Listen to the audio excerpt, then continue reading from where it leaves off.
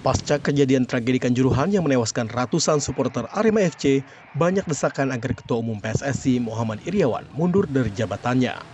Elemen supporter menuntut Ketua Umum PSSI mundur sebagai bentuk tanggung jawab atas tragedi Kanjuruhan. Menteri Pemuda dan Olahraga Zainuddin Amali mengaku pemerintah tidak bisa melakukan intervensi pada PSSI. Jika pemerintah melakukan intervensi, maka FIFA bisa memberikan hukuman pada pesepak bola nasional. Kemenpora saat ini tengah berkoordinasi dengan berbagai pihak untuk memastikan kelanjutan liga. Saya sudah sampaikan PSSI itu di bawahnya FIFA. Ada aturannya, sehingga pemerintah dalam posisi yang tidak mungkin mengintervensi, memasuki wilayah-wilayah yang oleh aturan FIFA tidak dibolehkan. Kan kita sudah pernah pengalaman, kita pernah di-ban. Nah, saya tidak mau itu terulang lagi.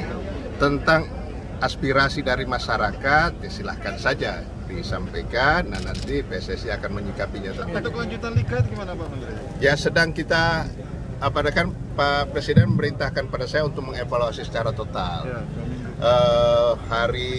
Beberapa hari yang lalu saya mengundang stakeholder PSSI, klub-klub, kemudian beberapa kelompok supporter dan juga dari kepolisian, Kemendagri, Kementerian Kesehatan, dan yang terkait lainnya.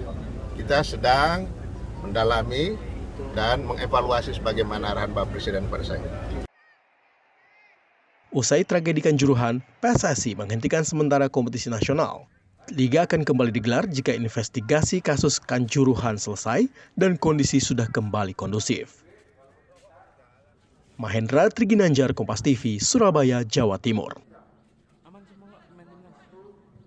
sing usuran kan sanksi